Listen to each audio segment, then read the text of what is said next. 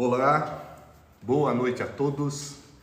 Sejam bem-vindos mais uma vez à nossa live, ao nosso canal, ao nosso encontro semanal. A oportunidade que nós temos de aqui nos encontrar e de também nos colocar em comunhão com Deus. Esse é o momento em que temos para podermos aqui nos nutrir e para podermos também nos deleitar do alimento sagrado que é encontrado na Bíblia Sagrada. É o momento aqui em que nos debruçamos sobre as Sagradas Escrituras e que temos a oportunidade de saber mais a respeito da revelação da Palavra de Deus, de podermos conhecer com mais intimidade e com mais profundidade a essência da pessoa e do próprio caráter de Deus. É através do estudo das Sagradas Escrituras que Deus nos revela a si mesmo e que também revela a sua vontade. E através das páginas deste bendito livro que nós conhecemos com mais profundidade a pessoa de nosso Senhor e Salvador, Jesus Cristo. Boa noite aos que estão chegando, sejam bem-vindos mais uma vez. Eu peço a você para que deixe o seu like, para que compartilhe essa mensagem e para que deixe um comentário, um amém ou aquilo que for da sua vontade, para que o algoritmo das redes sociais entenda a relevância dessa mensagem e faça com que ela seja enviada a outras pessoas, para que outros irmãos também possam ser abençoados, como você está sendo com essa palavra, que mais do que servir para enaltecer a nós mesmos, serve para glorificar o nome de Deus. Hoje nós faremos a pregação expositiva do capítulo 1 do Evangelho de João. Essa que é mais uma magnífica obra que nós encontramos no cânon do Novo Testamento das Sagradas Escrituras. O evangelista João, ele apresenta Jesus de uma perspectiva diferente daquela que conhecemos no Evangelho de Marcos e que também está retratada nos Evangelhos de Mateus e de Lucas. Marcos, Mateus e Lucas são três evangelhos que em conjunto são chamados de evangelhos sinóticos. Sinóticos porque ele tem uma mesma ótica, uma mesma perspectiva do ministério de Jesus. Todos eles concluem mostrando que Jesus é o próprio Deus que se fez carne e habitou entre nós. Marcos escreveu para os romanos, mostrando inicialmente Jesus como servo e depois o colocando como Rei dos Reis e Senhor dos Senhores, como o próprio Filho de Deus e o próprio Deus. Em Mateus, Jesus é retratado como o Rei dos Judeus e, no final, ele se consagra como o Filho de Deus e o próprio Deus. E a mesma apresentação nós também encontramos no final do Evangelho de Lucas, que começa mostrando Jesus como o homem perfeito e que termina mostrando ele como o Filho de Deus e o próprio Deus. O Evangelho de João já se inicia mostrando Jesus como Deus, mostrando Jesus como o Criador de todas as coisas. E isso não é por acaso, isso tem um motivo especial. E para isso é importante que nós conheçamos um pouco do contexto em que foi escrito o Evangelho de João. Esse foi o último dos evangelhos e foi escrito, segundo os estudiosos, por volta dos anos de 80 e 90 depois de Cristo. Os demais evangelhos foram escritos décadas atrás e o Evangelho de João surgiu num contexto em que algumas heresias que estavam ali impulsionadas pelo gnosticismo, que fazia parte do pensamento grego, que entendia, influenciado pelo platonismo, que tudo que provinha do espiritual ou do espírito era puro, em contraste com aquilo que era da matéria, que era impuro. Nesse sentido, os gnósticos não acreditavam e não concordavam que Jesus, sendo ele Deus, ele poderia, por exemplo, ter encarnado. Daí surgiam doutrinas como o docetismo, que dizia que Jesus era como se fosse um espírito, que ele andava e não deixava nem mesmo pegadas sobre as areias. Outros diziam que, sendo ele Deus, ele não poderia ter encarnado, porque sendo Deus, ele era espírito, que é totalmente puro e jamais poderia se contaminar com a carne, com a matéria, que é totalmente impura. Nesse sentido, os gnósticos negavam não só a encarnação de Cristo, mas a própria obra da criação, que eles viam, de certa forma, como algo imperfeito quando comparado com o mundo das ideias idealizado por Platão, e também negavam, além da criação, da encarnação, a ressurreição. Porque aquele que era perfeito, ele não poderia, depois de já ter se feito carne, o que ele já não concordava, voltar a se fazer novamente carne ao ressuscitar. Então João se preocupava muito com essas questões ao escrever o seu evangelho, no sentido de mostrar que Jesus é Deus e que Jesus de fato encarnou. Portanto, o apóstolo João, ao escrever esse evangelho, ele faz uma defesa da fé, uma defesa apologética, tanto da divindade de Cristo quanto da sua encarnação. Isso é importante porque são pilares centrais da fé cristã. Porque, afinal de contas, se Jesus não veio, se Jesus não encarnou, todas as profecias que falavam sobre a sua vinda, que foram escritas no Novo Testamento, caem por terra. E se ele não é Deus, que poder tem ele para nos dar a vida eterna e para poder nos salvar? Então, João se preocupou, ao escrever esse evangelho, em enfatizar, de fato, que Jesus veio na carne e que Jesus é Deus. Eu quero que você preste muita atenção ao longo dessa exposição e ao longo de todo esse evangelho, para que você possa, de fato, se convencer de quem é Jesus. De que Jesus não é um ser iluminado, não é um espírito de luz, não é um amigo que nos dá o ombro para chorar, não é simplesmente um amparador, não é um sábio, não é um mestre, não é um profeta. Jesus é Deus. É o Filho de Deus e o próprio Deus que se fez carne e habitou entre nós. Boa noite aos que estão chegando. Estamos terminando de fazer um preâmbulo, uma introdução ao Evangelho de João, e agora nós vamos dar início, de fato, à nossa pregação expositiva do capítulo 1. Antes disso, eu convido você para deixar o seu like, para compartilhar essa mensagem, deixar um amém ou algum outro conteúdo nos comentários para que o algoritmo dessa rede social entenda a importância dessa mensagem e abençoe outras pessoas entregando essa live, esse conteúdo para elas. Convido você agora a me acompanhar em uma oração, onde nós iremos, a partir desse momento, pedir, ó Pai, que nos dê a iluminação necessária para que nós possamos entender e compreender cada palavra que nós encontrarmos ao longo das Escrituras, para que cada versículo seja iluminado, nos dando, assim, a devida compreensão do seu conteúdo e da sua mensagem e da sua revelação. E peço também a Ti, ó Pai, para que me dê a inspiração devida, para que eu possa não só compreender aquilo que nós vamos ler, mas que eu possa, com a Tua inspiração proveniente do Teu Santo Espírito, transmitir aquilo que entendi, para que essas palavras sejam como sementes que encontram um solo fértil no coração e na mente de cada pessoa que me ouvir. Para que essas sementes, quando estiveram na mente e nos corações dos que me ouvem, possam ali frutificar, dando frutos para 100, para 60 e para 30, para a glória do Teu nome. É o que eu peço a Deus em nome de Jesus. Amém. Então, o capítulo 1 do Evangelho de João, ele se inicia com a seguinte passagem que tem como título: A palavra tornou-se carne. João, capítulo 1, versículo 1. No princípio era aquele que é a palavra. Ele estava com Deus e era Deus. Ele estava com Deus no princípio. Todas as coisas foram feitas por intermédio dele, sem ele nada do que existe teria sido feito. Nele estava a vida, e esta era a luz dos homens.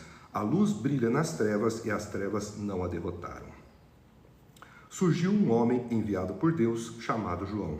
Ele veio como testemunha para testificar acerca da luz, a fim de que por meio dele todos os homens crescem.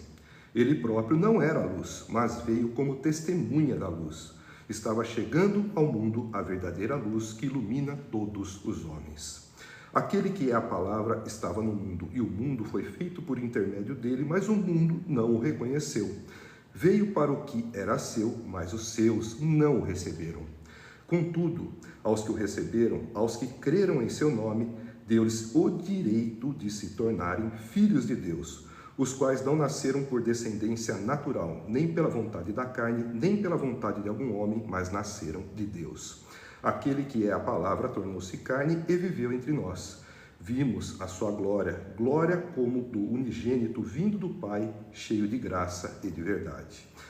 João dá testemunho dele, no caso João Batista. Ele exclama: este é aquele de quem eu falei. Aquele que vem depois de mim é superior a mim, porque já existia antes de mim. Todos recebemos da sua plenitude graça sobre graça, pois a lei foi dada por intermédio de Moisés, a graça e a verdade vieram por intermédio de Jesus Cristo. Ninguém jamais viu a Deus, mas o Deus unigênito, que está junto do Pai, o tornou conhecido. São essas as primeiras palavras que nós encontramos no Evangelho de João e em seu capítulo 1. Nós faremos uma análise mais aprofundada dos versículos que nós encontramos ao longo desta abertura, deste prólogo introdutório do Evangelho de João. Nos primeiros versículos, nós vemos que o evangelista diz: no princípio era aquele que é a palavra. Ele estava com Deus e era Deus. Ele estava com Deus no princípio. Em outras versões da Bíblia, nós temos uma frase que acabou ficando classicamente conhecida na seguinte versão: no princípio era o verbo, e o verbo estava com Deus, e o verbo era Deus. Ele estava no princípio com Deus. E Deus, o verbo, ele é chamado também de palavra. Palavra, verbo, Deus. João inicia o seu evangelho dizendo que no princípio aquele que é a palavra estava com Deus e era Deus. Veja que a tese de João de combater os gnósticos que duvidavam ou que contestavam a divindade de Cristo já começa a ser questionada, já começa a cair por terra logo no primeiro versículo. No princípio era a palavra estava com Deus, a palavra era Deus. Ou, no princípio era o verbo estava com Deus, o verbo era Deus. E nós vemos que logo na sequência, a seguinte passagem: todas as coisas foram feitas por intermédio dele. Sem ele, nada do que existe teria sido feito. Nele estava a vida, e esta era a luz dos homens. A luz brilha nas trevas, e as trevas não a derrotaram. Nós vemos aqui um reforço do conceito de que a palavra ou que o verbo é Deus, porque foi justamente o verbo ou a palavra que criou todas as coisas, e que sem ele nada disso teria sido feito. Aquele que cria todas as coisas e que se coloca como alguém essencial para a criação é o próprio Deus. No versículo seguinte, ou seja, no versículo 3, João faz ali uma outra colocação, citando a obra da criação para reforçar a ideia e o conceito de que o verbo, de que a palavra é o próprio Deus. E nós vemos também aqui um paralelo nesses primeiros versos com os 3 primeiros versículos que nós encontramos no livro de Gênesis, que diz: no princípio Deus criou o céu e a terra. A terra era sem forma e vazia, e havia trevas sobre a face do abismo, e o Espírito de Deus se movia sobre a face das águas. E Deus disse: haja luz, e houve luz. Então nós vemos um paralelo entre os primeiros versículos do Evangelho de João e os primeiros versículos do livro de Gênesis, justamente para nos chamar a atenção de que aquele Deus Criador, que no princípio criou os céus e a terra, e que também fez com que houvesse luz, é este mesmo Deus que é chamado de a palavra ou de verbo, e que no princípio ele já existia. Ele já estava com Deus no princípio, ele era Deus. A colocação do verbo no pretérito imperfeito, na forma era, ela dá a ideia justamente de pré-existência. Ele não foi Deus, ele era Deus. Ou seja, no princípio era aquele que é a palavra. Ele estava com Deus, ele era Deus. Portanto, quando nós dissemos era, isso fica clara a ideia de pré-existência. Quando tudo foi feito, no princípio de tudo, ele já existia. Isso também nos traz o conceito de eternidade, mostrando a sua existência antes do início de tudo, antes que tudo fosse criado, a partir de energia e matéria. Antes que a matéria e a energia existissem, ele já existia. Ele era o Verbo, ele era a palavra e é o próprio Deus. E nós vamos ver ao longo da narrativa que Jesus vai sendo construído pelas palavras de João, primeiro chamado de Verbo, chamado de palavra, e depois como se estivesse fazendo um amigo secreto, onde se cita as características daquele que vai ser presenteado. Jesus vai sendo chamado de luz e depois, finalmente, de Jesus. Então nós vemos que aquela mesma luz que surgiu no princípio da criação, quando Deus disse, haja luz e houve luz, nós vemos que essa luz, ela também se faz presente na encarnação de Jesus, que é a luz do mundo. Aquele mesmo Verbo que bradou e disse, haja luz, é o mesmo Verbo que se encarnou entre nós, na pessoa de Jesus. Nós vemos na continuidade que o evangelista João começa a fazer menção de um outro João, que é João Batista, o precursor do Messias, primo de Jesus, filho de Isabel e Zacarias, Isabel que era prima de Maria. Possivelmente João Batista seria também primo do evangelista João, porque em outras passagens, quando nós verificamos o ato da crucificação e analisamos as mulheres que estavam ali presentes, é possível se perceber que Salomé, ou que a mãe dos filhos de Zebedeu, que é a mãe de João, seria irmã de Maria, irmã da mãe de Jesus. Portanto, João Batista também seria primo de João, como era de Jesus.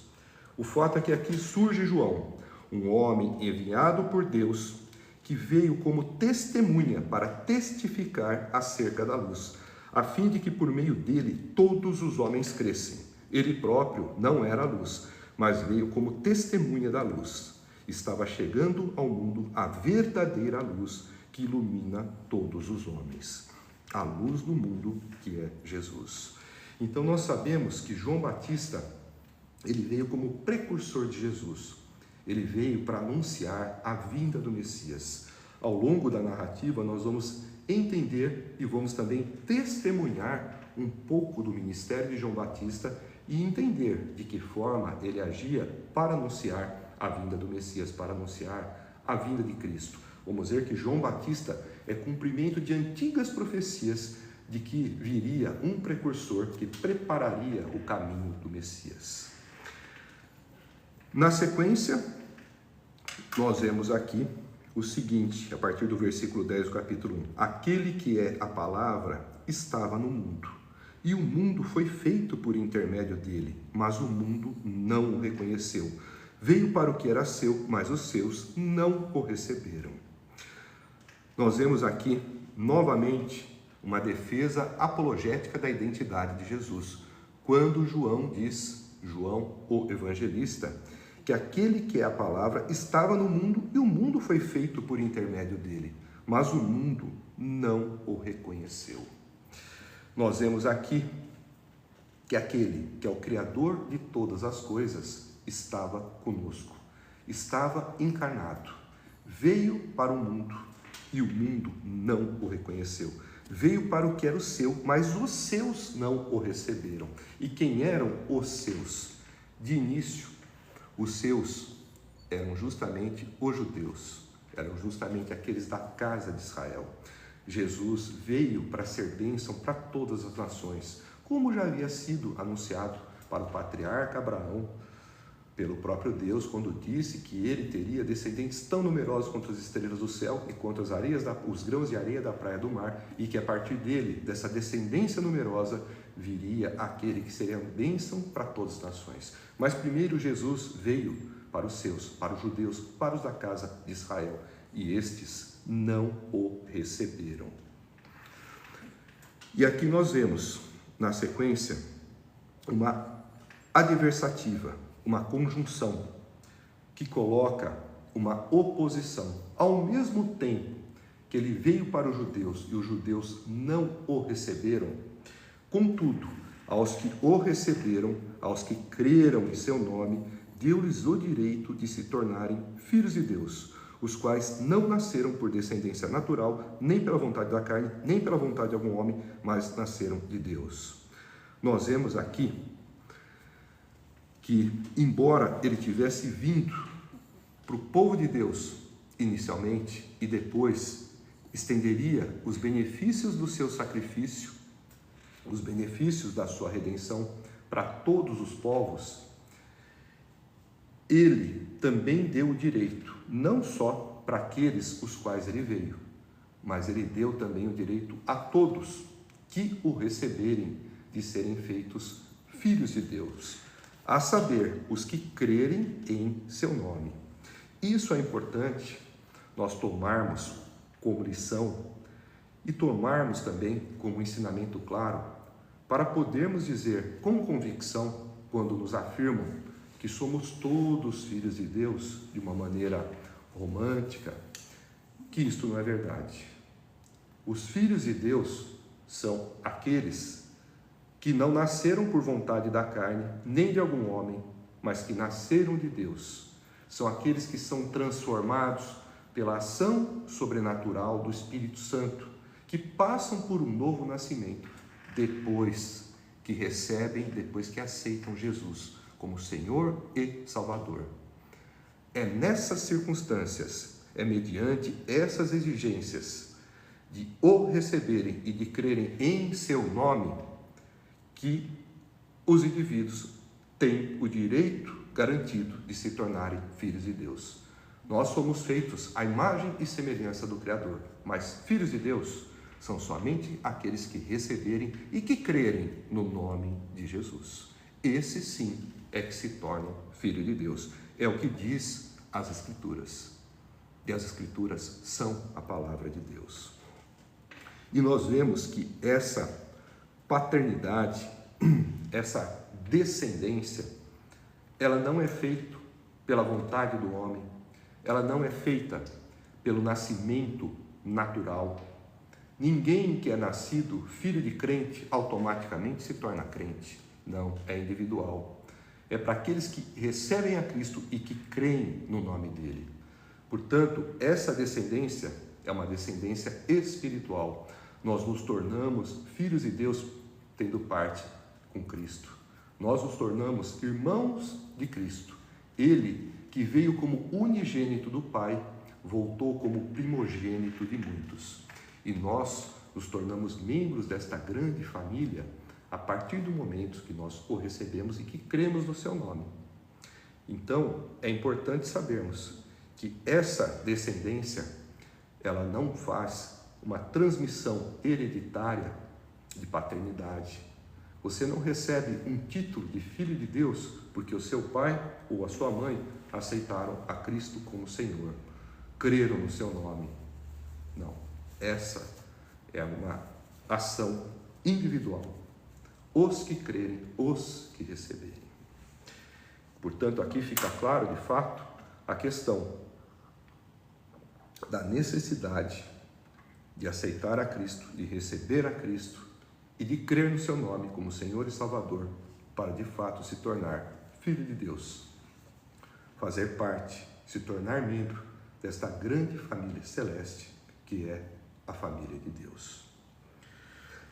Na sequência, nós vemos que João aqui faz uma afirmação importante que volta a defender a sua tese de que Jesus é Deus e o Deus que se fez carne. Ele não só é Deus, mas ele encarnou, como de fato as profecias do Antigo Testamento anunciavam que ele viria. No versículo 14 nós encontramos o seguinte: aquele que é a palavra tornou-se carne e viveu entre nós. Vimos a sua glória, glória como do unigênito vindo do Pai, cheio de graça e de verdade.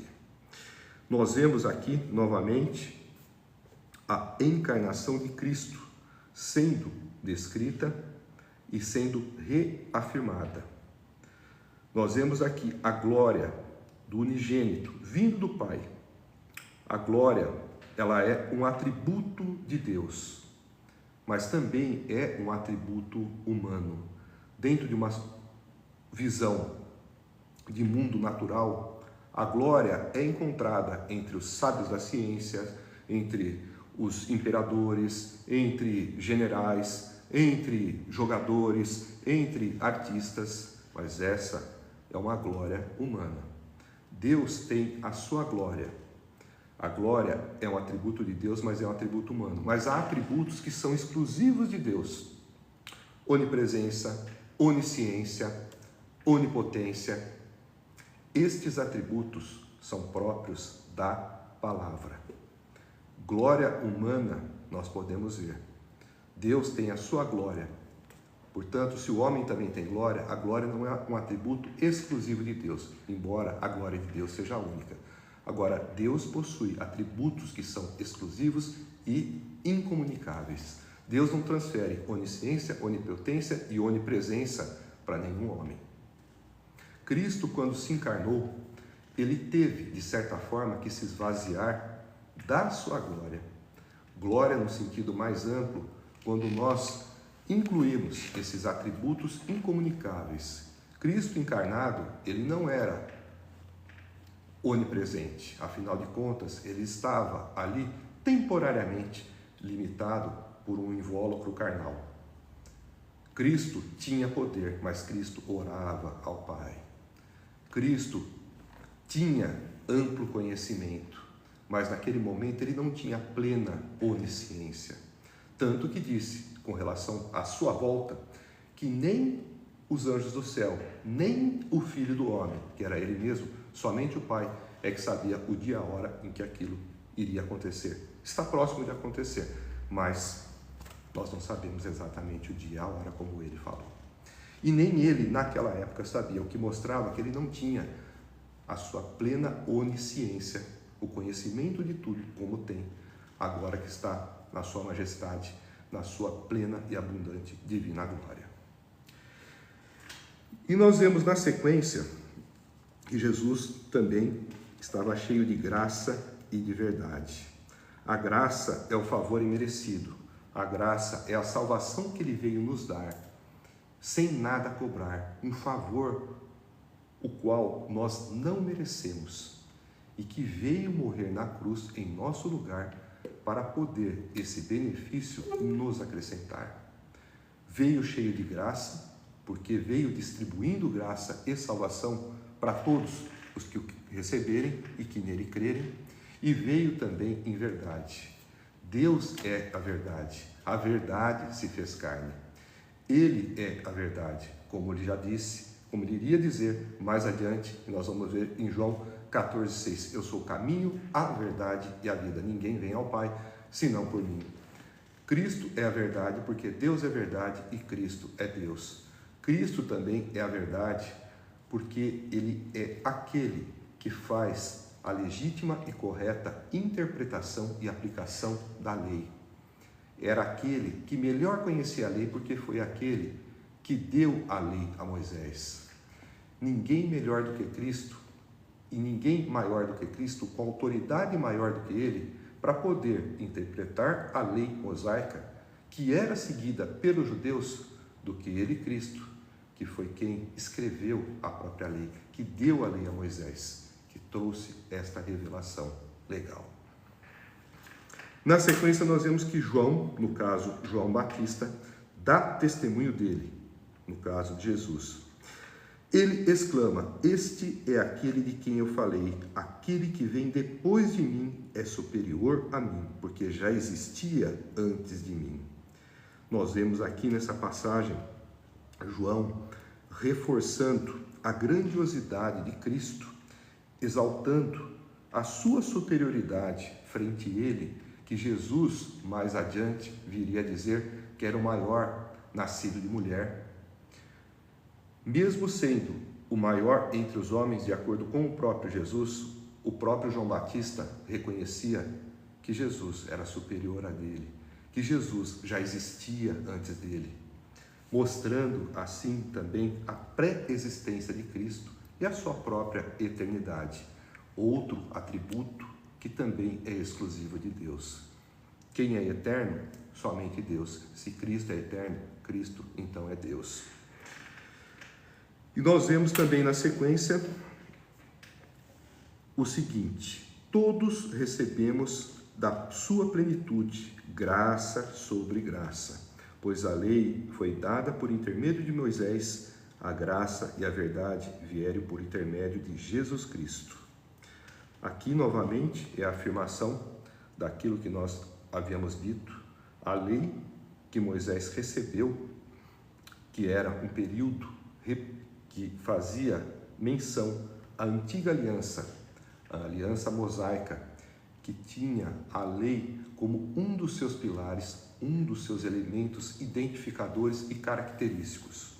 O judeu ortodoxo tradicional, ele acreditava que era por meio do cumprimento estrito da lei que ele seria salvo. Engano deles. Afinal de contas, era pela graça, como veio depois também a ser na pessoa de Cristo. Afinal de contas, o homem era incapaz de cumprir toda a lei e Deus havia já previsto e providenciado um sacrifício na forma da morte de um animal, para que o pecador, nos tempos da lei, tivesse os seus pecados perdoados. Portanto, o pecador que deveria morrer pelos pecados que cometeu, ele era poupado com a morte de um animal em sacrifício em seu lugar. Era pela graça também, era também pela fé, na fé no Messias que iria vir, como hoje também é pela graça e também pela fé. Fé em quem? No Messias que já veio e que vai voltar. Então nós vemos que a lei foi dada por intermédio de Moisés, marcando aqui a antiga aliança. A graça e a verdade vieram por intermédio de Jesus Cristo. Aqui uma menção à nova aliança, a aliança da graça, que é firmada na pessoa de Cristo. Uma aliança na qual nós reconhecemos que somos pecadores, que somos incapazes de cumprir a lei e que só mesmo mediante a graça, o favor imerecido e a misericórdia de Deus, na pessoa de Jesus Cristo, é que nós podemos ser salvos. Quando nós o recebemos e quando cremos no seu nome, cremos que Ele é o Filho de Deus, é o próprio Deus vivo que se fez carne e habitou entre nós, e que por ser Deus tem poder e autoridade suficiente para perdoar os nossos pecados. Quando nós nos confessamos com sinceridade, nos arrependemos de uma forma verdadeira e somos assim perdoados e ficamos justificados, limpos e imaculados, como se nunca tivéssemos pecados, como se voltássemos a ser réus primários e assim nos tornamos aptos a sermos cidadãos do reino de Deus. Na sequência, nós encontramos os seguintes dizeres: ninguém jamais viu a Deus, mas o Deus unigênito que está junto do Pai o tornou conhecido. Aqui nós vemos uma nova afirmação ou uma reafirmação da pessoa de Jesus como Deus. Aqui ele chamado como Deus unigênito, uma forma de mencioná-lo como Deus Filho ou como o Filho de Deus. Deus ninguém jamais viu, mas o unigênito, o Deus unigênito que está junto do Pai, o tornou conhecido. Quando Deus se fez carne na pessoa de Jesus, nós conhecemos a pessoa de Deus a partir da pessoa de Jesus. Jesus é a própria representação de Deus, ele é a plenitude de Deus. Então, aqui João, através dessas palavras, o João evangelista, ele reafirma novamente que ninguém viu Deus, mas que Deus, ele é conhecido. Ele é conhecido por quê? Porque nós conhecemos o Deus unigênito, que é Jesus Cristo, que é o Filho de Deus. Aquele novamente equipara Jesus à pessoa do próprio Deus. Nós vemos aqui A ênfase de João, em dizer, em reafirmar, em voltar a afirmar, em dizer novamente que Jesus é Deus. Tamanho era o problema relativo às heresias criadas pelo gnosticismo naqueles tempos, que queriam desacreditar e descaracterizar a pessoa de Jesus como Deus. Nós vamos vendo também que João vai desenvolvendo a sua escrita de uma forma circular, aonde ele cita João Batista, depois ele fala de Jesus, depois ele volta em João Batista, depois ele fala de novo de Jesus. Ele vai entremeando passagens falando de um assunto e de outro, para que esses assuntos nunca fiquem esquecidos, dada a sua elevada importância. Nós vemos também a ênfase em afirmar e reafirmar que Jesus é Deus. Por quê? É importante citar, eu iria citar logo no início, mas cito agora no final dessa passagem, que a palavra ou o verbo, que em grego significa logos, ele é descrito diretamente aqui, a palavra ou o verbo, referindo-se a Jesus como Deus. Por quê? Eles entendiam, os gregos, que havia um elemento intermediário entre Deus e a humanidade, que era quem operava a vontade de Deus, que era quem de fato criava as coisas, mas que não era Deus e que era chamado de Logos, também entendido assim como palavra. E aqui João coloca Jesus como o Criador de todas as coisas, mas ele toma o cuidado para mostrar que esse que poderia ser chamado de Logos, por ser conhecido como palavra ou verbo entre os gregos, e ser a ele atribuído a função de Criador, mas não como Deus, mas como executor da obra da vontade de Deus, era o próprio Deus. O Logos, o verbo ou a palavra, ele estava com Deus do princípio e ele era Deus. Então, João procura costurar de todas as formas a ideia e o conceito, de forma a deixar bem claro para todos os lados que Jesus é Deus.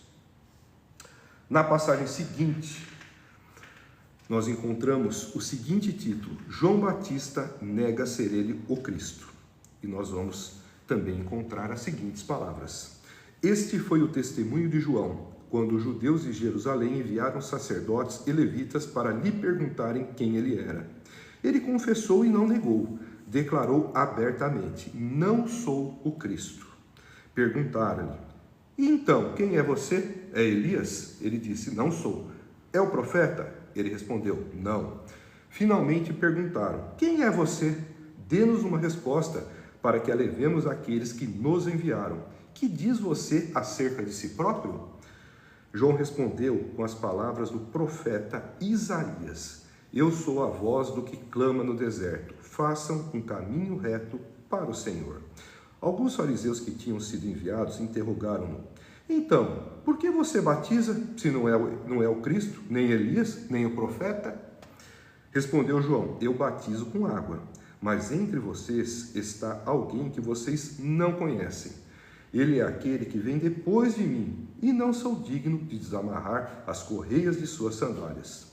Tudo isso aconteceu em Betânia, do outro lado do Jordão, onde João estava batizando.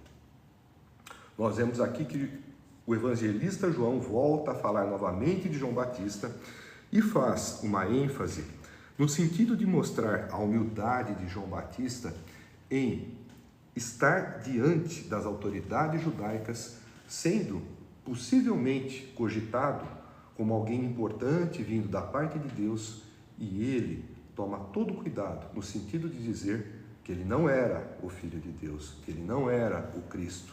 Cristo significa ungido em grego. Cristo é o mesmo que Messias em hebraico, que também significa ungido. Cristo não é o sobrenome de Jesus, mas é um título que significa ungido. Então nós vamos analisar aqui, parte a parte dessa passagem, para nós podermos assim dissecar o propósito dessas palavras que nos foram reveladas. Então, quando o evangelista diz: este foi o testemunho de João quando os judeus em Jerusalém vieram sacerdotes e levitas e lhe perguntaram quem ele era. Ele confessou e não negou, declarando abertamente: não sou o Cristo. João Batista poderia ter sido confundido, porque nós vemos em outras passagens, nos evangelhos sinóticos, dizendo que João era um homem poderoso em palavras, era um homem que arrebanhava multidões que saíam de Jerusalém para ouvi-lo pregar no meio do deserto da Judéia. Imaginem pessoas que estavam acostumados com grandes mestres, com grandes rabinos, com estudiosos da lei, da Torá, que ministravam nos templos de Jerusalém, nas sinagogas pelo interior, e que se deslocavam até a região do deserto da Judéia para ouvir um pregador que se vestia com uma roupa feita de pele de camelos, um cinto de couro nos lombos e que se alimentava de gafanhoto e mel silvestre.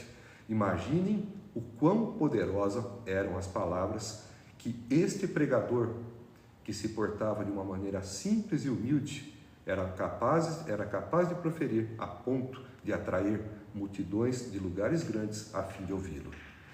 Então, talvez por esse motivo que teria sido enviada uma comitiva com sacerdotes e levitas, como se fossem os fiscais religiosos, para saber quem realmente era João Batista.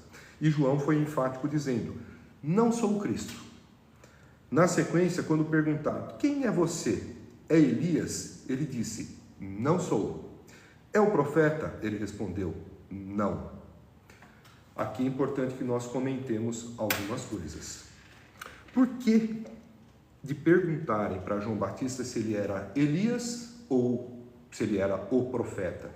Vamos entender. Nós temos algumas passagens no Antigo Testamento, que nós vamos ver aqui, que anunciavam a vinda do precursor do Messias, que hoje nós sabemos que foi João Batista. Os judeus, eles entendiam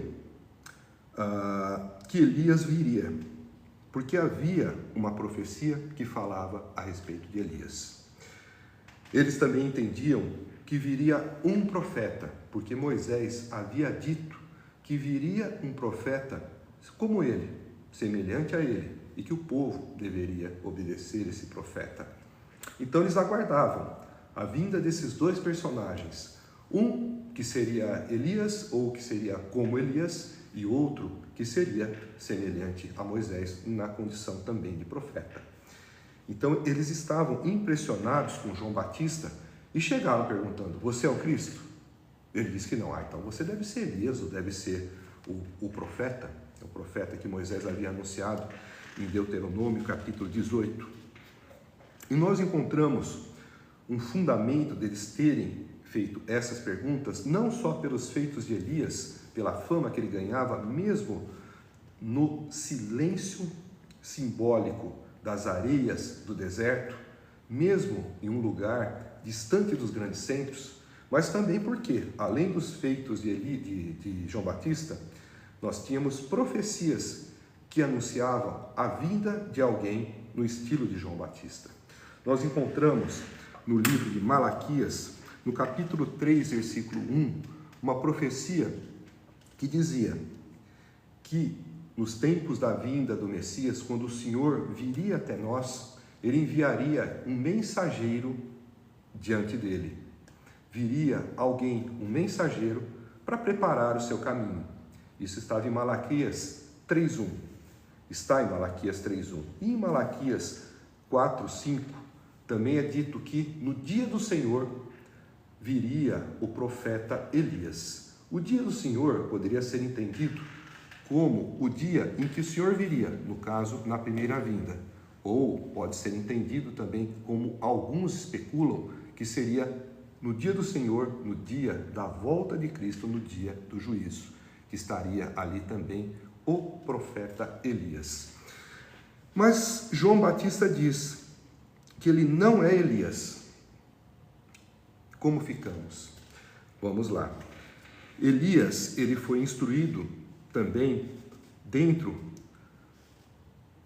dos ensinos judaicos dentro daquilo que era o Antigo Testamento e também as tradições do povo judeu. Lembrando que o pai de João Batista, Zacarias, ele era um levita. Eu não me lembro agora de qual classe sacerdotal ele era, acho que de Abias. O fato é que entre os judeus, eles diziam que Elias não tinha morrido, porque Elias de fato foi arrebatado. Esse relato está no livro de Reis, quando Elias depois ele levanta o seu sucessor, que foi o profeta Eliseu, mas Elias, assim como Enoque, eles foram transladados ou arrebatados, portanto não experimentaram a morte. Então eles acreditavam que Elias estava vivo, e João Batista, possivelmente tendo sido instruído acerca desses fatos, imaginava que ele, tendo nascido de um ventre materno, não poderia, no entendimento dele, ser Elias. Nós vemos que, acerca desta questão, Lucas, em seu Evangelho, no capítulo 1, versículo 17, fala a respeito de João Batista como aquele que viria no espírito de Elias.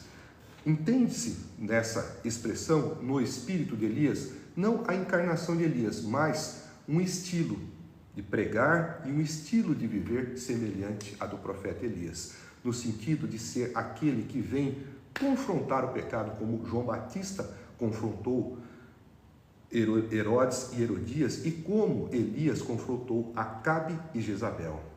Nesse sentido, João Batista, ele personificava e, entre aspas, encarnava o estilo de pregar e de exortar do profeta Elias. E ele também tinha um estilo de vida, um modo de se vestir semelhante ao do profeta Elias, que também se vestia com roupas feitas de pele de camelo.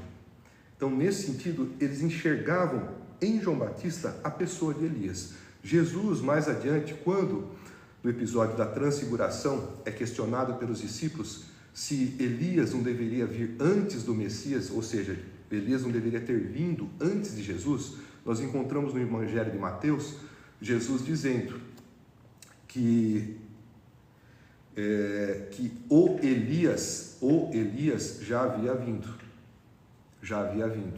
Então, quer dizer, ele não fala o profeta Elias, mas aquele Elias, querendo dizer o que viria com o papel, com a semelhança do profeta Elias, já tinha vindo, dando a entender justamente, depois os próprios discípulos chegam à conclusão de que seria o próprio João Batista, que o Elias que eles estavam esperando já havia vindo e que fizeram tudo quanto quiseram dele, tudo quanto estava escrito.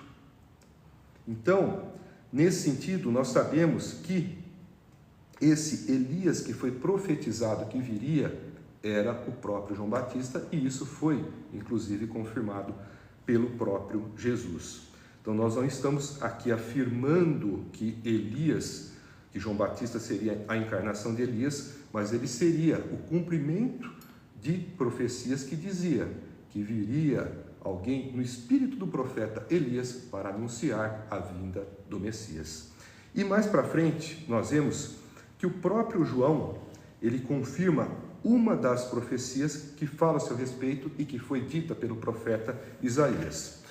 Nós vamos ver mais adiante. Na sequência, logo que ele responde que ele não é o profeta, também aquele profeta que foi anunciado por Moisés, que é, na verdade, Jesus, o profeta anunciado por Moisés em Deuteronômio 18, é nosso Senhor Jesus Cristo.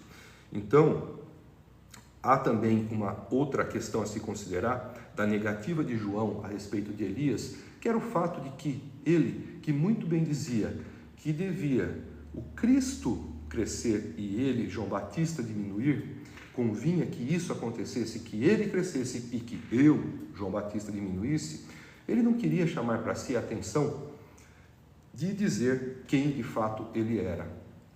As pessoas deveriam se preocupar mais em perceber e notar a pessoa do Messias. Nós vamos aqui no versículo seguinte verificar as palavras. Finalmente perguntaram: quem é você? Dê-nos uma resposta para que a levemos àqueles que nos enviaram. Que diz você acerca de si próprio? Eles apertam João querendo uma resposta definitiva. E João respondeu com as palavras do profeta Isaías: eu sou a voz do que clama no deserto, façam um caminho reto para o Senhor. Essas são as palavras que estão registradas no livro de Isaías, capítulo 40, versículo 3, que são palavras que anunciam justamente a vinda de alguém que antecederia o Messias. Vós que clama no deserto, preparai o caminho do Senhor e endireitai as suas veredas. Essa é uma referência à pessoa de João Batista. Então, João, ele sabia que era a voz que clama no deserto. Onde ele estava? Pregando no deserto da Judeia.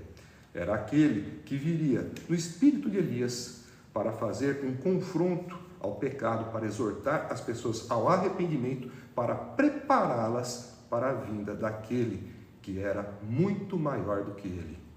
Aquele do qual ele mesmo diz que não era digno de desamarrar as correias das sandálias. Então, nós vemos, seguindo, depois dessa resposta, em que ele diz que ele é a voz, veja que João Batista, ele não arroga para si os títulos que ele possui de precursor. Pelo contrário, ele acaba, muitas vezes, por se esquivar para não querer aparecer. Veja que ele é a voz, ele não é o verbo. Nós vemos aqui João Batista dando também um exemplo de humildade na sua apresentação. Na sequência, alguns fariseus que tinham sido enviados interrogaram-no. Então, por que você batiza se você não é o Cristo, nem Elias, nem o profeta? Aquele é questionado acerca do batismo e acerca da autoridade que ele tinha ou que deveria ter para praticar o batismo. Esse questionamento encontra fundamento no seguinte: o batismo, nos tempos do judaísmo, antes da vinda de João Batista e antes da vinda de Cristo, o batismo ele era praticado como um ritual de purificação, que era executado entre aqueles que se convertiam ao judaísmo, entre os chamados prosélitos. Eles eram batizados, eles eram circuncidados e eles começavam a fazer parte do povo de Deus, passando por esses ritos da circuncisão e da purificação na forma de batismo. Acontece que eles estavam ali questionando João Batista acerca da autoridade dele para fazer tais ritos, porque afinal de contas ele não era sacerdote, embora ele fosse filho de levitas, mas ele não era ligado à religião judaica. Ele não era alguém autorizado oficialmente a praticar esse tipo de ritual ou de cerimonial. Então ele estava ali sendo questionado: você não é o Cristo, você não é Elias, você não é o profeta, por que você está batizando? Que autoridade você tem para fazer isso? Você não faz parte da classe sacerdotal, está aqui no deserto, que batismo é esse? Então era uma maneira de questionar.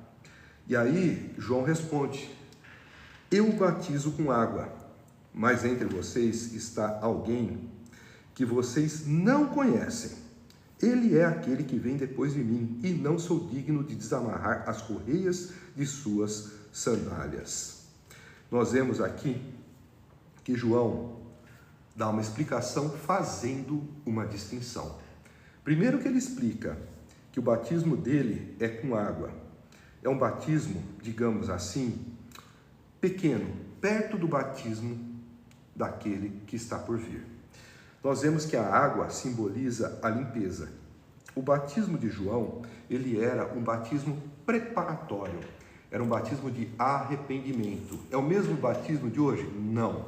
O batismo de hoje, dentro dos preceitos e dos princípios bíblicos, é um sacramento, é um sacramento feito com o propósito do indivíduo confessar publicamente a sua fé em Jesus Cristo. Nós não vemos na Bíblia a descrição de batismo de crianças, porque se entende que se é um ato de confissão de fé feito publicamente, para se poder ter fé e confessar, é necessário que se tenha consciência daquilo que se está fazendo e daquilo que se crê. Então, nós temos hoje o batismo estabelecido por Cristo como um ato sacramental que serve como uma confissão de fé na pessoa de Jesus Cristo. Este batismo, que era feito por João Batista, era um batismo de arrependimento, de confissão de pecados. de preparação, de limpeza do indivíduo para receber aquele que era o maior que estava por vir. Então foi quando ele disse: eu batismo com água, mas entre vocês está alguém que vocês não conhecem.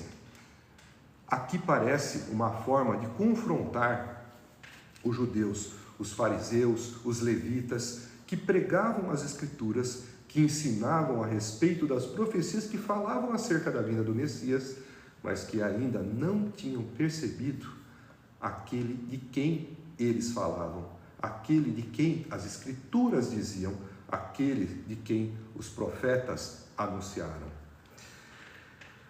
Ele é aquele que vem depois de mim. Eu não sou digno de desamarrar as correias de suas sandálias. Da mesma forma que o batismo de João era um batismo de arrependimento, um batismo de preparação, ele também fazia uma preparação para aqueles que o ouviam acerca daquele muito maior que logo viria.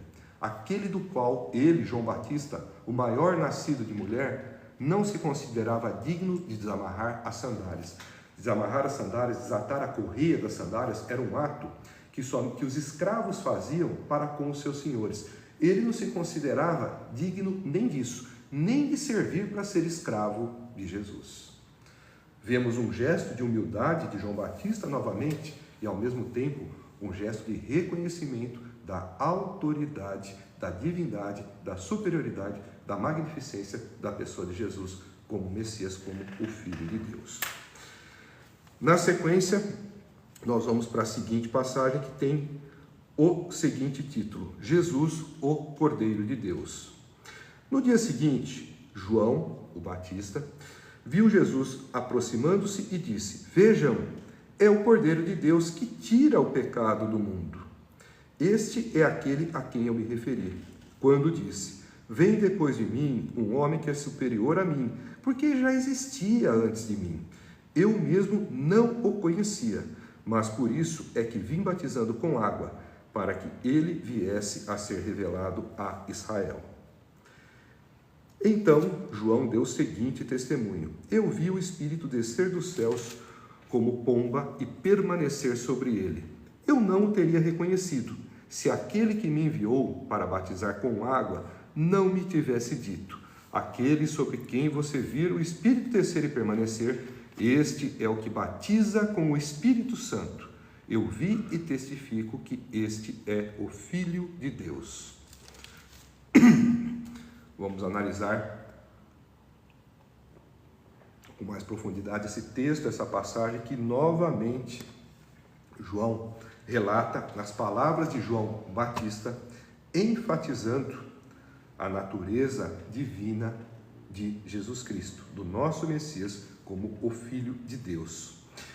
Então nós vemos que João Batista, ele viu Jesus se aproximando e gritou: vejam, é o Cordeiro de Deus que tira o pecado do mundo. O papel de João era justamente anunciar a vinda do Messias, anunciar a pessoa de Jesus. Nesse sentido, ele era como se fosse um anfitrião de Jesus, que iria ali recebê-lo e iria apresentá-lo a todo o público. Nós, de certa forma, devemos ter o papel que teve João Batista naqueles tempos, nos nossos dias. Devemos gritar, devemos bradar: vejam, este é o Cordeiro de Deus que tira o pecado do mundo. João anunciava isso para todos ouvirem. João gritava, João falava e João mostrava, apontava: é esse aqui, ó. Esse é o Cordeiro de Deus que tira o pecado do mundo. Ou seja, olhem para ele, não olhem para mim. É a ele que vocês devem buscar, porque vocês têm pecado, vocês precisam se arrepender, e é ele que vai, o pecado de vocês, poder apagar, poder redimir, poder justificar. Então, aqui nós vemos que João, ele aponta Jesus como o Cordeiro de Deus que tira o pecado do mundo. O cordeiro é um animal emblemático nas Escrituras. Ele é um animal que normalmente é colocado para ocupar o lugar do homem na hora da sua morte. Foi um cordeiro que foi colocado no lugar de Isaac, quando Abraão ofereceu Isaac em sacrifício a Deus. Foi um cordeiro que foi colocado no lugar dos primogênitos hebreus durante a 10ª praga do Egito, quando o anjo da morte ceifou a vida dos primogênitos egípcios e de todos os animais. E foi o Cordeiro de Deus, Jesus Cristo, o único homem perfeito que já existiu, o único que viveu em um mundo tenebroso, em um mundo dominado por principados e potestades, em um mundo onde jaz o maligno, em um mundo contaminado com o pecado, mas não se contaminou com o pecado e não teve nenhum pecado.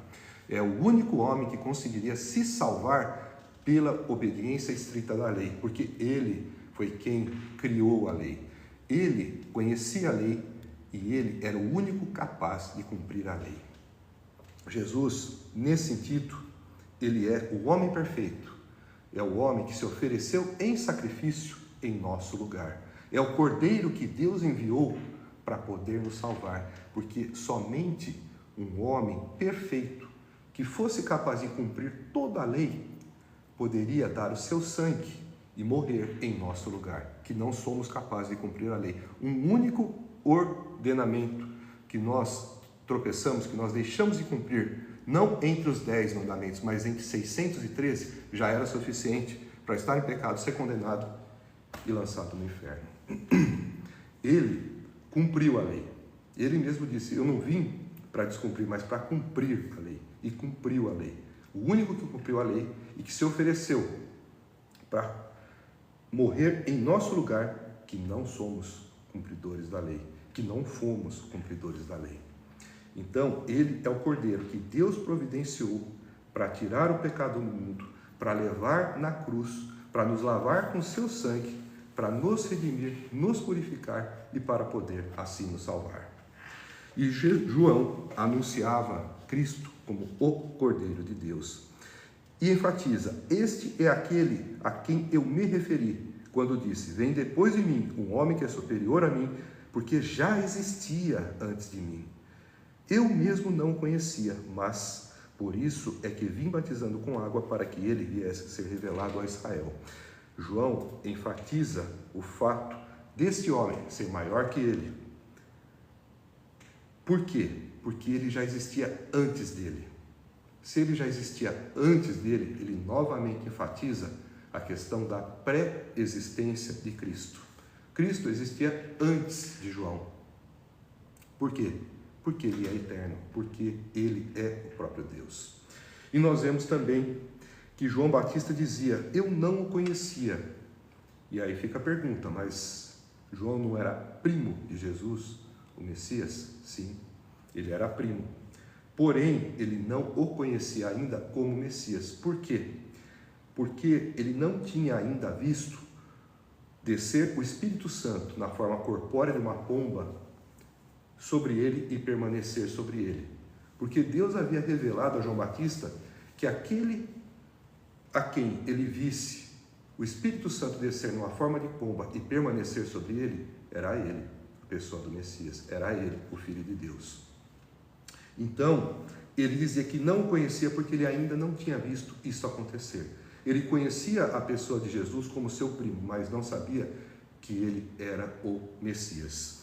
E aí então ele diz: mas por isso é que vim batizando com água, para que ele viesse a ser revelado a Israel. Enquanto batizava, ele pregava o batismo de arrependimento, para que as pessoas ficassem prontas para receber o Messias. E nós também podemos aqui lembrar que João Batista batizou Jesus. Embora o batismo de João fosse para arrependimento de pecados e Jesus não tivesse pecado, Jesus se submeteu ao batismo para cumprir a lei, como ele mesmo disse, e também nós sabemos que foi uma forma de prestigiar e de legitimar o ministério de João Batista.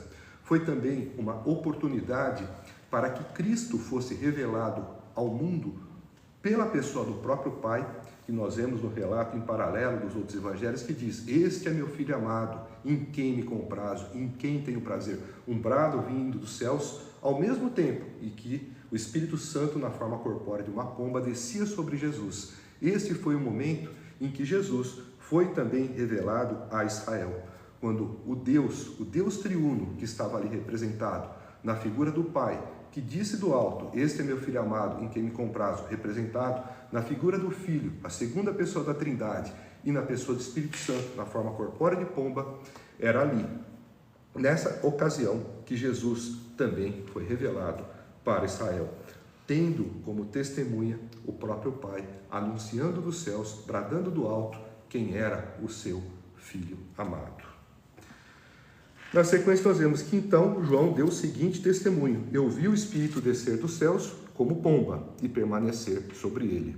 Eu não o teria reconhecido se aquele que me enviou, no caso Deus, para batizar com água, não me tivesse dito: aquele sobre quem você vir o Espírito descer e permanecer, este é o que batiza com o Espírito Santo.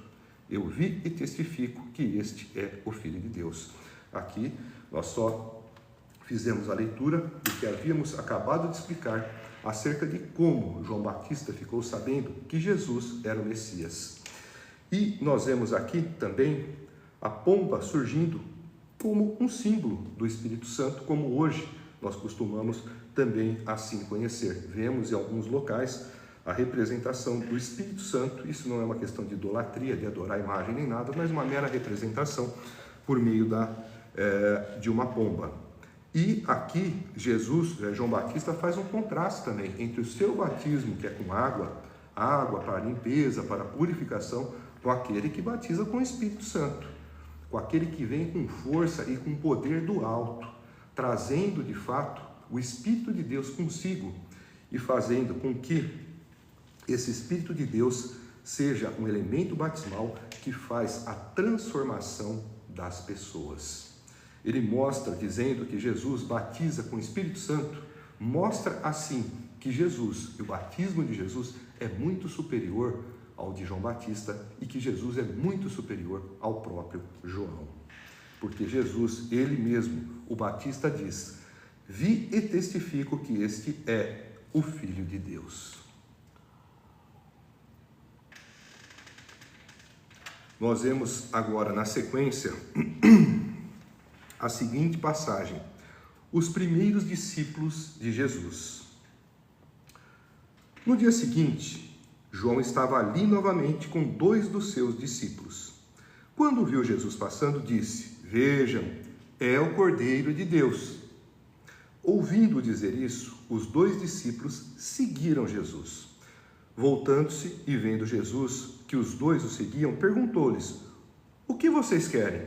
Eles disseram: Rabi, que significa mestre, onde estás hospedado? Respondeu ele: venham e verão. Então foram. Por volta das 4 horas da tarde, viram onde ele estava hospedado e passaram com ele aquele dia. André, irmão de Simão Pedro, era um dos 2 que tinham ouvido o que João dissera e que haviam seguido Jesus. O primeiro que ele encontrou foi Simão, seu irmão. Ele disse: achamos o Messias, isto é, o Cristo, e o levou a Jesus. Jesus olhou para ele e disse: você é Simão, filho de João, será chamado Cefas, que traduzido é Pedro.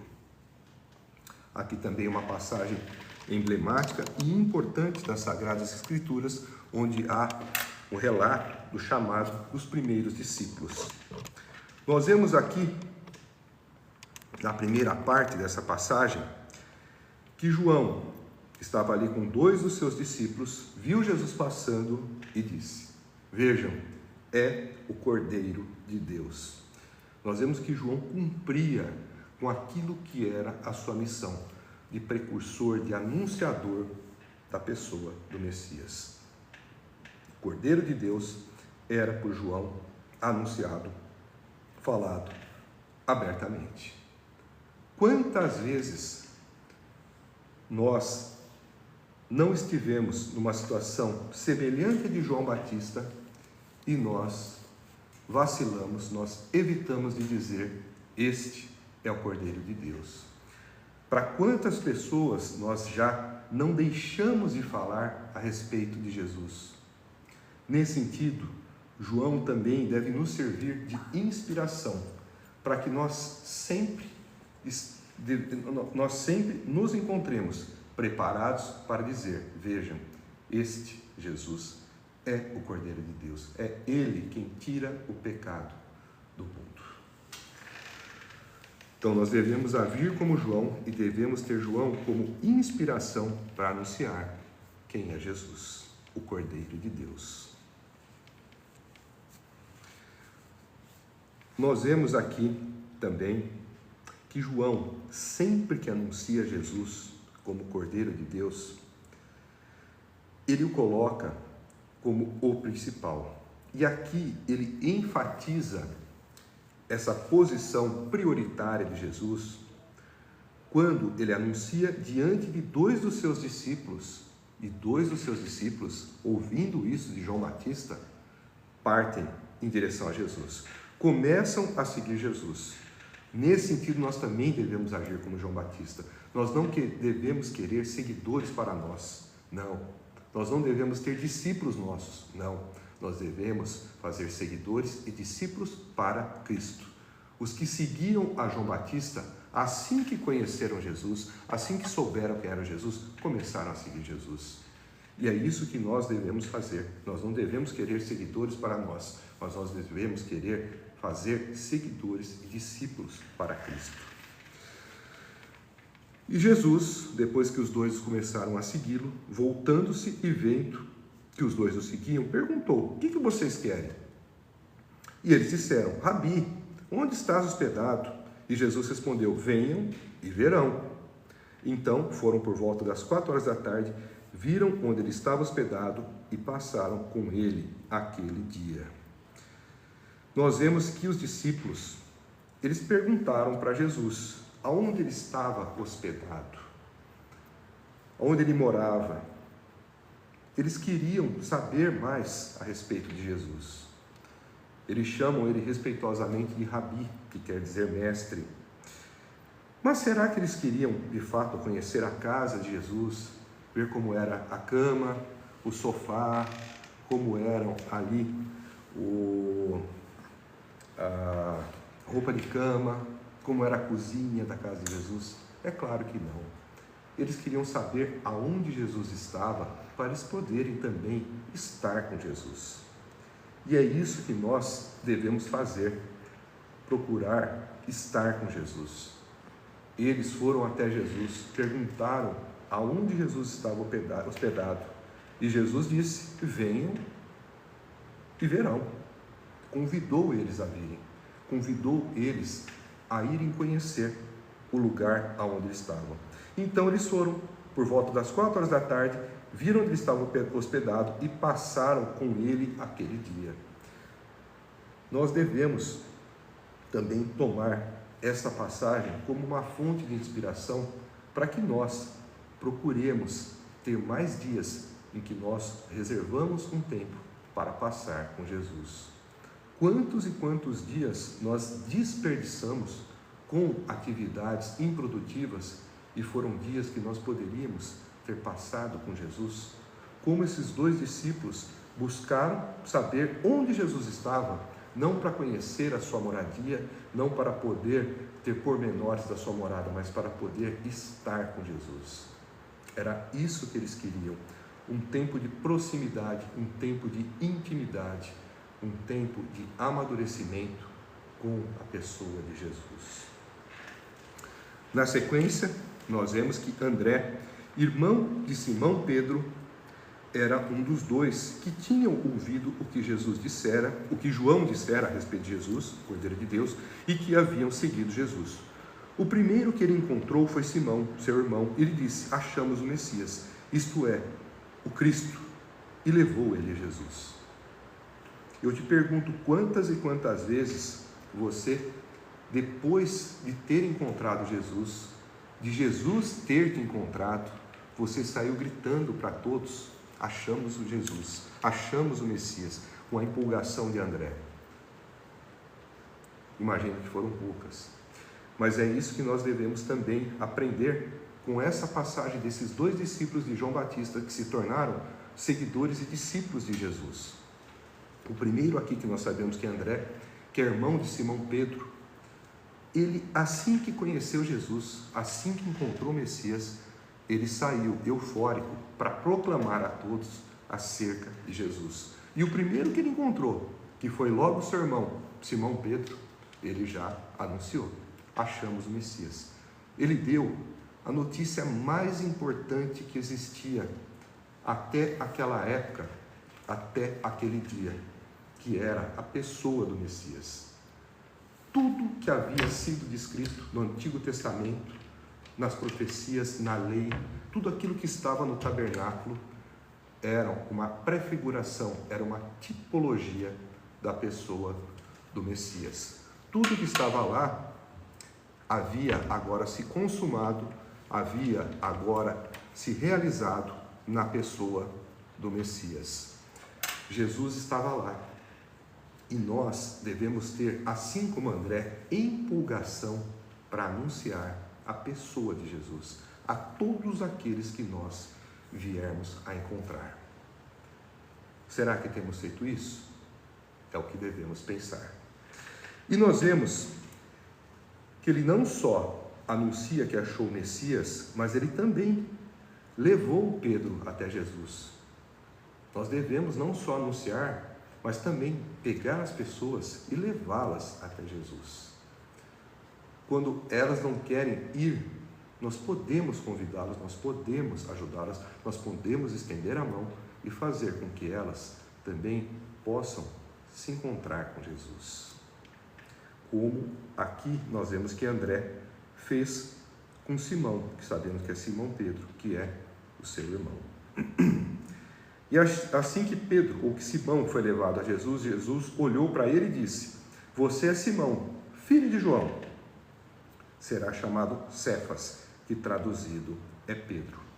Aqui também uma observação importante: há várias passagens ao longo da Bíblia, na qual nós vemos que as pessoas, elas recebem um novo nome.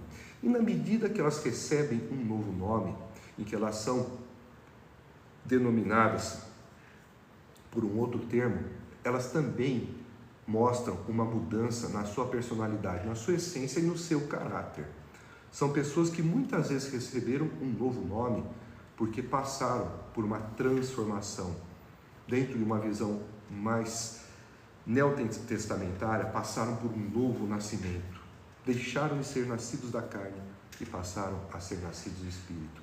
Deixaram de ser nascidos pela vontade do homem, pela vontade da carne, pelo nascimento natural, e são agora pessoas nascidas de uma forma espiritual. Não são da água, mas são do Espírito. Então, nós vemos aqui que Jesus, que havia acabado de conhecer Simão, filho de João, ele diz: será chamado Cefas, que traduzido é Pedro. Traduzido para o quê? Para o português? Não. Simão era um nome hebraico. Cefas é um nome aramaico. E a tradução de Cefas, no caso, para o grego, é Pedro. Por que Pedro? Pedro seria o mesmo que pedra ou que rocha. E Cefas, em aramaico, significa também pedra ou rocha. Então, Simão, ele passou a ser chamado de Cefas, em aramaico, que era a língua corrente entre o povo ali na região da Terra Santa. O grego era falado também, mas era a língua comercial. Então, nós vemos aqui que Jesus acabou de conhecer Pedro, mas já deu a ele um novo nome, já chamando de rocha, chamando de Pedro, mostrando que aquele homem que ele havia conhecido assumiria mais para frente, como nós vemos ao longo das Escrituras, uma personalidade condizente com o seu nome. Pedro, que era um homem vacilante, Pedro, que era um homem errante, Pedro, que foi aquele que disse que mesmo que todos abandonassem Jesus, ele jamais o abandonaria e depois o abandonou.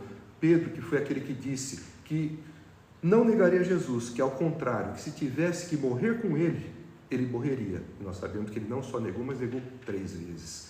Pedro foi aquele que teve a capacidade de dizer, quando Cristo perguntou: quem vocês acham que eu sou?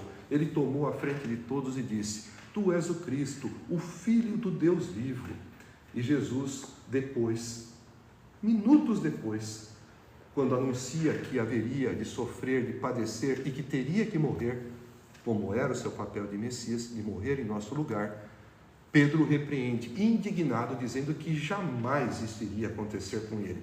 E ele diz: aparta-te de mim, Satanás, porque não conhece as coisas de Deus, mas só as coisas dos homens. Então Pedro é esse homem oscilante, vacilante, que diz que não abandonaria e abandona, que diz que não negaria e nega 3 vezes, que confessa que Jesus é o Cristo, Filho de Deus, e que depois não entende, não tem discernimento para saber que ele, como sendo o Messias, o Filho de Deus, o Cordeiro de Deus, veio de fato para morrer. É este homem que Jesus já muda o nome, passando de Simão para Cefas, que quer dizer Pedro, que quer dizer rocha, que traduz firmeza. Alguém que muito mais tarde, de fato, vai assumir esse papel como um dos alicerces, um dos pilares da igreja primitiva, junto com Tiago, junto com João e junto com outros. Cristo é capaz de transformar um homem vacilante em um homem seguro. Cristo foi capaz de transformar a água em vinho. Cristo foi capaz de transformar um homem incrédulo em um homem de verdadeira fé, como fez com Tomé. Cristo foi capaz de transformar um homem violento, um homem sanguinário, um homem vingativo, como o apóstolo Paulo, naquele que foi o maior dos missionários cristãos. Cristo foi capaz de transformar pessoas impulsivas, como os apóstolos Tiago e João, conhecidos como filhos do trovão, fazendo com que João passasse a ser conhecido como o discípulo do amor. Então nós vemos que Jesus, ele é capaz de transformar as pessoas, da mesma forma como transforma os elementos na natureza, transformando a água em vinho e fazendo uma série de outros atos miraculosos que somente ele, como Deus, é capaz de fazer. Isso nós vamos ver principalmente ao longo do Evangelho de João, quando nós formos estudar cada um dos 7 sinais que estão aqui relatados. Vamos em frente. Vamos entrar agora na última passagem desse capítulo, que tem como título Jesus chama Filipe e Natanael. No dia seguinte, Jesus decidiu partir para a Galileia. Quando encontrou Filipe, disse-lhe: siga-me. Filipe, como André e Pedro, era da cidade de Betsaida. Filipe encontrou Natanael e lhe disse: achamos aquele sobre quem Moisés escreveu na lei, e a respeito de quem os profetas também escreveram, Jesus de Nazaré, filho de José. Perguntou Natanael: Nazaré? Pode vir alguma coisa boa de lá? Disse Filipe: vem e veja. Ao ver Natanael se aproximando, disse Jesus: aí está um verdadeiro israelita, em quem não há falsidade. Perguntou Natanael: de onde me conheces? Jesus respondeu: eu o vi quando você ainda estava debaixo da figueira, antes de Filipe o chamar. Então Natanael declarou: mestre, tu és o Filho de Deus, tu és o Rei de Israel. E Jesus disse: você crê porque eu disse que o vi debaixo da figueira? Você verá coisas muito maiores do que essa. Então acrescentou: digo-lhes a verdade, vocês verão o céu aberto e os anjos de Deus subindo e descendo sobre o Filho do Homem. Essa é a passagem derradeira do capítulo 1 do Evangelho de João. E aqui, nessas poucas palavras, nós vamos encontrar profundas explicações. Na primeira parte, nós temos os seguintes dizeres. No dia seguinte, Jesus decidiu partir para a Galileia. Quando encontrou Filipe, disse-lhe: siga-me. Nós vemos que esse chamado de Jesus, o siga-me, é como uma ordem, é como um som, é como uma voz de poder irresistível. Todos aqueles que ele chamou, como nós vemos na narrativa nos outros evangelhos, no chamado também de João, de Tiago, eles largaram tudo. Largaram as redes de pesca, largaram os barcos, largaram Zebedeu, pai, e os empregados e foram seguir, de fato, a Jesus. É mais do que um convite, é mais do que um simples chamado, é como se fosse uma ordem, mas algo que vem de forma irresistível, que os indivíduos, de forma espontânea, obedecem de bom grado. E nós vemos que, chamando Filipe, como André e Pedro, era da cidade de Betsaida, que fica ali na região do Mar da Galileia. Filipe encontrou Natanael e lhe disse: achamos aquele sobre quem Moisés escreveu na lei. aquilo que nós falamos a respeito do profeta, que está relatado em Deuteronômio capítulo 18. E a respeito de quem os profetas também escreveram, Jesus de Nazaré, filho de José. Há muitas profecias messiânicas no Antigo Testamento, principalmente no livro de Isaías. E aqui nós vemos que Felipe, ele mostra, assim como André já havia mostrado com Pedro, um entusiasmo, uma empolgação em falar a respeito de Jesus, em falar a respeito do Messias, em contar essa novidade, essa boa nova, esta que era até então a melhor notícia que se poderia ouvir, a melhor coisa que poderia acontecer, o melhor que alguém poderia anunciar. Então ele diz ali para Natanael, aquele que Moisés havia escrito na lei, aquele que os profetas também haviam anunciado, está aí. Jesus, filho de José, Jesus de Nazaré. E aí então, nós vemos uma pergunta, na verdade, mostrando indignação da parte de Natanael e incredulidade, dizendo, Nazaré, pode vir alguma coisa boa de lá? Por que ele fez essa pergunta? É importante que nós façamos um breve contexto de qual era a expectativa dos judeus com relação ao Messias. Se imaginava que o Messias viria como alguém que seria um libertador militar, um líder político, uma espécie de segundo rei Davi, alguém que viria em poder para tirar o povo do jugo romano. Então se imaginaria, e já se sabia pelas escrituras, como por exemplo Miqueias, que dizia que ele nasceria em Belém. Jesus de fato nasceu em Belém, mas aqui, como foi dito, Jesus de Nazaré, ele falou, opa, espera aí, de Nazaré. Nazaré ficava no nordeste da região da Palestina, da Terra Santa. Era uma região tida como subdesenvolvida, de onde não se esperava que viesse ninguém importante, nem em termos religiosos, proféticos, e nem em termos intelectuais. Por isso a indignação aqui de Natanael, quando disse a ele, Felipe, que Jesus era de Nazaré. Se esperava alguém poderoso, alguém que nascesse em Belém, como de fato Jesus nasceu, mas aqui Natanael não sabia, que fosse instruído em Jerusalém aos pés dos melhores rabinos, mas não alguém que viesse de Nazaré. Há profecias também, por exemplo, em Isaías, que dizia que ele seria desprezado, que ninguém veria beleza alguma nele, mostrando um certo desprestígio, um certo desprezo das pessoas que conheceriam 7 séculos adiante a pessoa do Messias, como de fato aqui estava acontecendo. E Felipe disse, venha e veja. É uma maneira muito prática e direta e objetiva de se poder ali colocar à prova aquilo que se está conhecendo. Saber se realmente aquele que é anunciado como Messias, ele faz jus ao título que traz. E nós vemos que, ao ver Natanael, antes que Felipe tivesse convidado, depois que Felipe convida, venha e veja, antes que Natanael pudesse de fato vir e ver, é Jesus quem vê Natanael. E ao ver Natanael se aproximando, Jesus diz, aí está um verdadeiro israelita, em quem não há falsidade. Primeiro, quando ele diz um verdadeiro israelita, Jesus reconhece a sinceridade nas palavras de Natanael, que disse, pode vir alguma coisa boa de lá de Nazaré? Ele foi sincero também, apesar do preconceito, houve sinceridade. Afinal de contas, foi o meio cultural e tradicional em que ele cresceu. Ele foi instruído em achar que não vinha coisa boa de Nazaré. Então ele foi sincero naquilo que ele disse.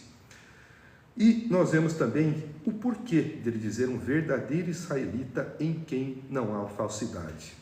Aqui, muitos teólogos entendem que Jesus faz uma menção ao ocorrido em Gênesis capítulo 32. O que teve nessa passagem? O patriarca Jacó, ele estava ali, passando e pernoitando pelo vale de Jaboque, E ali ele tem uma experiência na qual um anjo se materializa, um anjo se põe diante dele e ele começa a lutar com esse anjo de uma forma persistente, perseverante, durante toda a noite até o amanhecer. Em certa ocasião, o anjo o golpeia na região da coxa, ele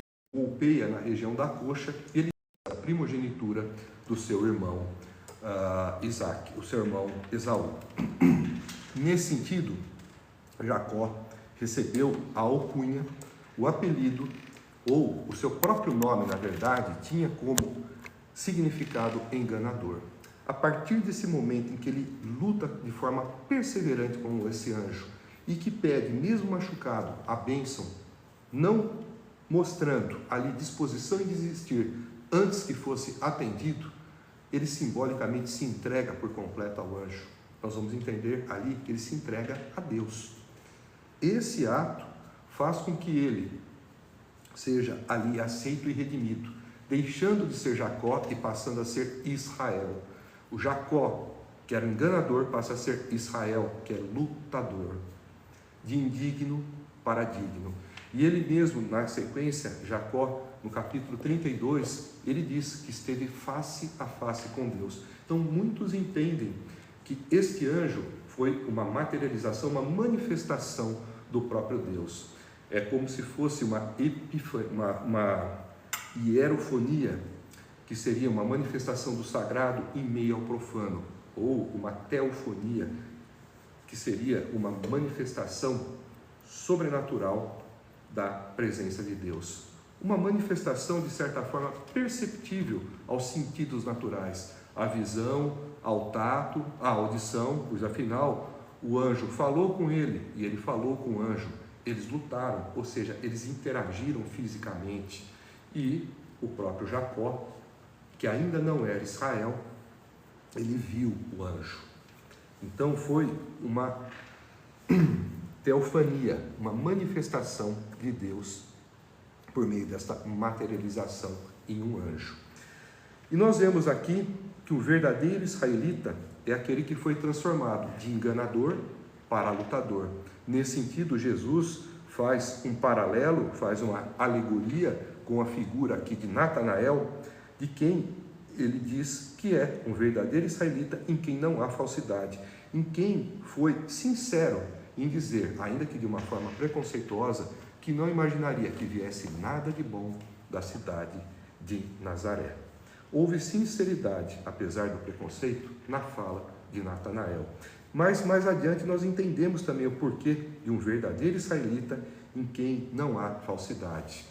É também um indicativo, quando se fala um verdadeiro israelita, de alguém que conhece a verdadeira religião, de alguém que, como um bom judeu, sabia das profecias acerca do Messias e sabia que o Messias estava por vir e aguardava ansiosa e esperançosamente pela vinda do enviado. Na sequência, Natanael pergunta a Jesus: de onde me conhece? Nós vemos que Jesus responde: eu o vi quando você ainda estava debaixo da figueira, antes de Felipe o chamar. Nesse momento, Natanael exclama, declarando: mestre, tu és o Filho de Deus, tu és o Rei de Israel. Nós vemos aqui uma transformação também de um homem que tinha preconceito e dúvida sobre quem viria de Nazaré, sobre o fato de Jesus ser o Messias, e que em poucas palavras trocadas com Jesus, passa a crer em quem ele realmente é. O Mestre, o Filho de Deus, o Rei de Israel. E nós vemos que ele se impressiona com o fato de Jesus dizer que o conhecia porque ele o viu quando ele estava ainda debaixo da figueira antes de Felipe o chamar. O que isso tem a ver com conhecer, com saber quem era Natanael? Por que Jesus teria visto ele debaixo da figueira e isso teria alguma importância nesse texto? Então vamos contextualizar. Aqui nós podemos entender o seguinte: a figueira, ela era um símbolo de Israel, um símbolo da nação judaica, E ao mesmo tempo, a figueira entre os judeus, ela simbolizava a paz, a tranquilidade, a prosperidade.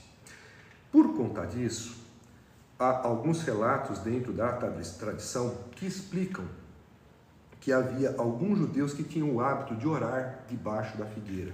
Não só, talvez, para aproveitar a sombra, para poder também se nutrir dos frutos dos figos quando ali estivesse, mas porque havia esse símbolo, havia essa aura de paz, de tranquilidade, de prosperidade simbolizada por aquela árvore. Talvez Natanael, movido por essa crença, estivesse debaixo da figueira, se colocando em um lugar de paz, de tranquilidade, para poder orar com maior fervor, com melhor condição, com mais concentração. Estando ali, aliviado do calor, aliviado das tensões e colocado debaixo de uma árvore que era símbolo da paz e da tranquilidade. Era o lugar que ele encontrava, muitas vezes, em um terreno vazio, um ponto aonde a oração encontrava uma melhor condição. Então, talvez estivesse debaixo da figueira orando. E como Jesus teria percebido a presença dele lá? É isso que tocou justamente o coração de Natanael. Quando ele percebeu que ele orava e orava a Deus, e Deus percebeu que ele orava. Esse é uma passagem que mostra um momento de consciência expandida de Cristo, ou até mesmo um momento de onisciência. Nós sabemos que ele se esvaziou da sua graça, da sua glória para poder encarnar, abriu mão, pelo menos em parte, de seus atributos divinos exclusivos, onipresença, onisciência, onipotência, mas o que nós podemos ver é que essa declaração de Jesus, que o viu quando ele ainda estava debaixo da figueira, antes de Felipe o chamar, tocou por completo o coração de Natanael, fazendo com que ele reconhecesse que Jesus era o Filho de Deus, o Rei de Israel. E isso, dentro desta visão da figueira, ser uma árvore aonde o judeu tinha o hábito de rezar, mostra que ele orava a Deus e que Deus ali respondeu à oração dele, vindo ao encontro dele. E isso fez com que ele reconhecesse Jesus como o Filho de Deus, que era, na visão do próprio judeu, o próprio Deus.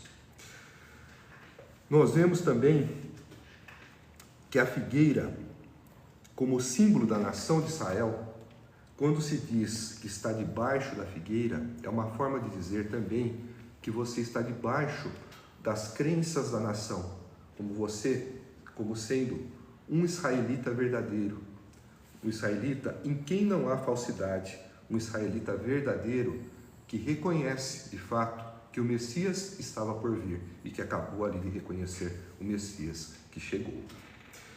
E para finalizar, nós vemos que Jesus disse: você crê porque eu disse que o vi debaixo da figueira? Você verá coisas maiores do que essa. E então acrescentou: digo-lhes a verdade, vocês verão o céu aberto e os anjos de Deus subindo e descendo sobre o Filho do Homem. Jesus aqui de forma alguma contradiz ou menospreza aquilo que Natanael falou quando reconheceu Jesus, porque Jesus disse que o viu debaixo da figueira. Mas Jesus não se empolga com isso, porque quer mostrar para ele que tem muito mais para mostrar. Isso que ele viu é uma pequena amostra do que ele, como Filho de Deus, é capaz de fazer. Como ele, como o próprio Deus, que ouviu as orações que ele fez debaixo da figueira, vai ser capaz de mostrar. Então, ele convida ali Natanael a refletir e a pensar, e a ter esperança de que ele haveria de ver coisas muito maiores do que aquela que ele acabou de ver. E aqui Jesus diz: você verá coisas maiores do que essa. E então acrescentou: digo-lhes a verdade, vocês verão o céu aberto e os anjos de Deus subindo e descendo sobre o Filho do Homem. O que Jesus quis exatamente dizer com essas palavras? Boa parte dos teólogos entendem que aqui é uma menção e é até um cumprimento profético do que está em Gênesis 28, versículos 12 e 13, onde Jacó, que depois virou Israel, mas que ainda era Jacó, virou Israel no capítulo 32, mas aqui nós estamos no 28 de Gênesis. Ele tem um sonho onde ele vê uma escada que vai da terra aos céus e vê os anjos de Deus subindo e descendo e vê o Senhor ao lado dele. E o Senhor diz: eu sou o Senhor, o Deus do seu avô Abraão, do seu pai Isaque, e vou dar a você e aos seus descendentes essa terra aonde você está deitado. Então, essa cena, com o céu aberto e com os anjos de Deus subindo e descendo, ali era uma referência àquela visão anterior que foi vista por Jacó, aquela visão profética, aonde havia uma escada que é da terra até os céus, fazendo uma menção de uma junção, de um momento em que a terra e os céus se tornariam um só. E nós podemos entender que essa escada é a mesma escada que leva os indivíduos a Deus e que Deus vem até nós. Nesse sentido, nós vemos que Jesus fez com que a terra e os céus se tornassem um só, na medida em que Ele é aquele que vem anunciando o reino de Deus. O reino de Deus, Ele mesmo diz, já se estabeleceu. Nós sabemos que essa citação está dentro daquele conceito que a teologia vê como já e como ainda não. Ele já se estabeleceu porque Ele é um reino ainda espiritual interior que habita dentro de cada um de nós que aceitou a Jesus. Mas Ele é um reino que ainda não se estabeleceu em toda a sua plenitude, quando há de assim se consumar, quando Cristo voltar. Então, essa palavra de Jesus é o cumprimento dessa profecia, é o cumprimento desta visão de Jacó, onde ele vê essa escada que une a terra aos céus, que fazem com que os céus e a terra se tornem um só, e essa realidade vista por Jacó no capítulo 28 de Gênesis se torna verdadeira e viável quando Cristo chegou, quando Ele, que é a porta pela qual nós entramos no reino de Deus, é a única passagem pela qual podemos acessar o Senhor, vem até nós. É Ele que veio dos céus, é Ele que trouxe o reino de Deus e que fez com que o reino de Deus viesse até nós. E você, quer se tornar um cidadão do reino de Deus? Só há um caminho para poder, neste reino majestoso, entrar: Jesus Cristo. Portanto, receba-o, creia em seu nome, se arrependa dos seus pecados e tenha-o como seu Senhor e Salvador. Eu dou por encerrada a nossa pregação expositiva do capítulo 1 do Evangelho de João. Antes de finalizarmos a nossa live, eu gostaria de deixar para vocês uma lembrança do livro que escrevi em dezembro de 2023, chamado A Revelação, uma viagem conduzida pela fé em busca da cura em nome de Jesus. Esse livro foi o fruto de um árduo trabalho realizado ao longo de 5 anos e meio, onde iniciei em janeiro de 2018 a escrita desse livro, logo depois que tive o meu chamado, onde fui comissionado para desenvolver um ministério de evangelização global em paralelo um ministério de cura. Para o ministério de cura, Deus me proveu diversas vivências no plano espiritual, aonde fui arrebatado em espírito e onde aprendi acerca de como os maus sentimentos podem nos fazer adoecer, acerca de como os bons sentimentos, as orações, as notas musicais, as cores podem nos trazer saúde e até nos curar. Esse livro você vai encontrar em seu íntimo um tratado teológico cristocêntrico, um tratado de física quântica e um tratado de medicina espiritual. Vai conhecer melhor como nós, como individualidades, somos constituídos por um corpo físico, pelo nosso corpo material, mas também por uma alma, que é formada de corpos espirituais, e vai, dentro de uma visão transcendente e espiritualista, mais racional, ver como que anatômica e fisiologicamente a nossa alma interfere no funcionamento do nosso corpo material, no sentido de proporcionar saúde ou no sentido de fazê-lo adoecer. Se você tiver interesse em adquirir o nosso livro, você pode entrar em contato conosco pelas redes sociais ou acessar o nosso site www.daniloverotti.com.br. Verotti com 2 T's e I no final. Eu agradeço a cada um de vocês que esteve aqui conosco durante essa live. Peço para que vocês continuem conosco na semana que vem, quando faremos a pregação e a exposição do capítulo 2 do Evangelho de João. E para que fique também atento nas nossas redes sociais com os nossos vídeos, que quase diariamente temos postado sobre evangelização. E para que também fique de olho nas lives extras que nós temos feito, com a presença de convidados externos. Normalmente a gente faz com um amigo meu de infância chamado Domênico Hispano, e nós essa semana possivelmente faremos uma live sobre a seguinte temática: o que fazer quando não se sabe o que fazer. Nós vamos anunciar essa live em breve. Estejam conosco. Vamos fazer agora uma oração de encerramento antes de nos despedirmos também. Senhor, graças te dou pela luz que me enviou e pela inspiração que me deu, através da diretriz do seu Espírito Santo, que fez com que eu pudesse compreender cada palavra que li e que fez com que eu tivesse a capacidade de transmitir os conhecimentos que a tua palavra me revelou. Peço a ti, Senhor, que teu Espírito Santo leve a luz necessária às mentes e aos corações que receberam essas palavras, para que essa luz, agindo sobre essas palavras, seja como a luz que age sobre as sementes que estão plantadas em um solo fértil, fazendo com que elas frutifiquem, dando os frutos para 100, para 60 e para 30, para a glória do teu nome e de nosso Senhor Jesus Cristo. É o que lhe peço, em nome de Jesus. Amém. Obrigado a todos mais uma vez. Que a paz de Cristo, que o amor de Deus estejam convosco, estejam resplandecendo e ecoando em vossos corações, e espero que em breve possamos estar aqui juntos novamente. Tchau, tchau, uma boa noite a todos. Fiquem com Deus.